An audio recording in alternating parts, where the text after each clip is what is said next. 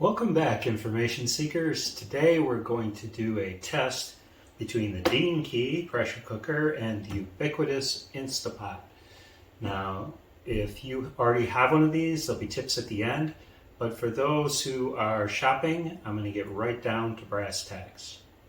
So here we have our two devices side by side, and since the more unusual one of these is the Deenkee, we're going to start out with the Deenkee advantages. First of all, when you go to put the food in, the first advantage becomes apparent. You open the Deenkee, there you go. If you have a small space, the lid's right there. Don't need any counter space for the lid. You open the Instapot, no hinge. Now you got a lid. You got to have some place to set it. So you know how it is in a kitchen. Space is always at a premium, so that could be an issue. One other advantage of the Deenkee is it's faster. And in my case, that's important to me. I want my food to be done faster. If I find an Instant Pot recipe, I usually take about 20% off the time for the Deenkee. Both of them have removable containers, and although the Deenkee looks a little bit bigger, you can see one doesn't fit inside the other, so they're roughly about the same size as far as the containers. This pops right down where it's supposed to be. Where am I supposed to put this? Well, after a while, you figure out where it's supposed to be, but it's not quite so obvious. Another advantage for the Deenkee, I'm going to turn this one around and show it to you. This has a valve right here. The valve has two settings, the pressure side and the vent side. Once these are done cooking, with some recipes, you just naturally let the pressure bleed off. With other recipes, you're supposed to open the vents and let the pressure bleed off. So if I want to open this vent, it's got this nice red button with steam picture on it. I push, the steam comes flying out. If I want to open this vent, now if I turn this with my finger, the steam's going to come flying out and hit my hand. So I got to take a spoon and kind of whack it, or maybe take a oven mitt and turn it. But this is a lot nicer setup where you push a button and the steam is away from you, versus now you got to figure out how to open this without burning yourself. So those are the advantages of the Deenkee. Now what we're going to do is we're actually going to heat some water, but before we do that, I want to show you one other thing that you may want to use with either of these. This happens to be the stand from the Instant Pot. So you can put this just folded up inside to create a layer where the water can rest. Put your vegetables in here, put them on top. Now when you close it up, you'll steam your vegetables rather than have them in the water in the pressure cooker. So I have 2 cups, obviously the same temperature water. And I'm going to try and pour just 1 cup in here and the other cup in there. I'm going to close them up.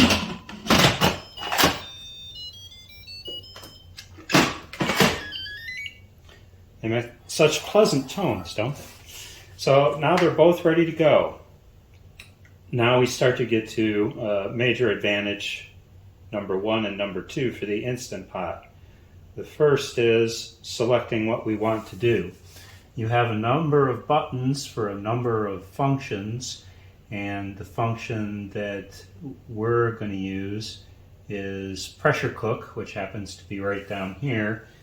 This one doesn't have a pressure cook function, but a very similar function is the vegetable function. Okay, the vegetable function is right there. Now I have my handy stopwatch, so we're kind of going to have a race between these two. To get the Deenkee to do my vegetable selection, I have to hit the menu button until I get there. not exactly great design, Deenkee. And so here I just hit pressure cook and add 1 to the time. And we're going to start. This one will start itself.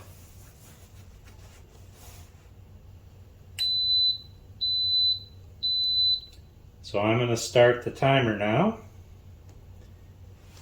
and we'll see how these compare. When it came to the time trials, Deenkee was the clear winner. It finished coming up to pressure at 3:11.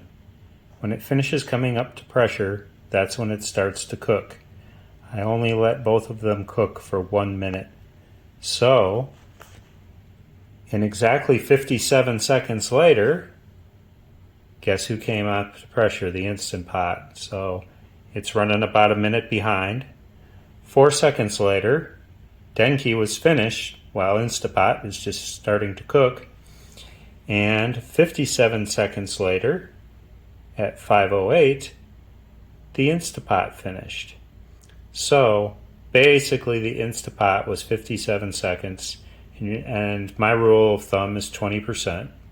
So if it's a 5-minute cook, 20% of 5 minutes is about a minute, and that's about how much slower the Instant Pot was. So if you don't mind waiting around, and you don't mind dealing with the lid, the Instant Pot's your choice. If you like speed and the lid hinge, then I would go with the Deenkee. So. Okay, they're both done cooking. And so they're both pressurized. So right now they're in warm mode. You'll see the Deenkee just has BB on here. And it'll stay saying BB as long as you leave it there till you cancel it. The Instant Pot says L000. That 0000 is actually a timer. So now you can see how long you've been in the cool down mode or the keep warm mode. As far as releasing the steam, we can hopefully demonstrate that now. I've grabbed a wooden spoon for this one. So you can see that I managed not to burn myself by using the wooden spoon. And with this one, I just push the button. Maybe some people might think it's an advantage. You don't have to hold the darn button down to vent the steam. In either case, there's a small valve, and when you have completed depressurizing, you'll hear the valve release. It'll make like a clicking sound. See if we can hear it. You probably can't, but that one just dropped. Deenkee just dropped. Okay, so both valves dropped. So, being that that one stays released, as soon as I let my finger off this, if I want to open it, I need to turn it, or in the warm mode, it'll start heating up again. Back to the lid thing, take the lid off here. Now I've got a hot, drippy lid I have to find a place for. I'm just going to set it down here. Now you can see we've been in warm mode for 2 minutes. This one still just says BB. An advantage of the Deenkee I didn't mention, it has separate modes for brown and white rice. So if you're a rice fan, that could be handy. Another disadvantage I didn't mention is when you're hitting the menu button, if you happen to go by the selection you want, you have to go all the way around every selection, hitting the menu button, and come back around. So in terms of the controls and the display, I would say the Instant Pot takes the cake. To stop the warm cycle on both of them, use the cancel button. The cancel button is a little bit harder to find here, except that there's a light on it. This one's off. Cancel button here is circled in red, and there's a keep warm light, and we've been warming for 5 minutes. So if I cancel, we're back to off. So there you have it, a comparison between the Instant Pot and the Deenkee. Besides what we've covered today, the Instant Pot is a little more advanced. It can tell you if you forgot to put water in. It's got a few more warnings, and a few more safety features perhaps than a Deenkee. But for speed, if I suddenly had to buy another one, I'd like to buy a Deenkee. Now, unfortunately, they're not being sold by Amazon any longer, but I'm sure they'll be available on the eBay and at some of your reselling locations. Now it's time for our usual helpful tip. And if anyone saw my last video where I was making my special Super Bowl drink, you saw I was playing with the shadow from a light. And so I fixed that problem, and I'd like to show you how I did it. This is the light that gave me so much trouble last time. You can see this time it's on, but it's up out of the way.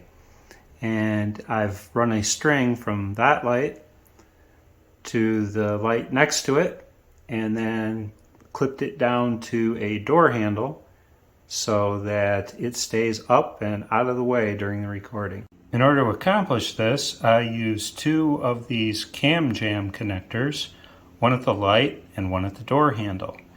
These are sized in different sizes. This one here says 1/16 to 3/16, and I had a 1/8 rope, so that worked perfect for me. And then on the back, you can see there's different ways of using it. I did the 1, 2, 3 method for both connections. So anytime you need to set something up with rope, then you want to be able to adjust the length. This is a very handy device to have. Thanks for watching, everybody.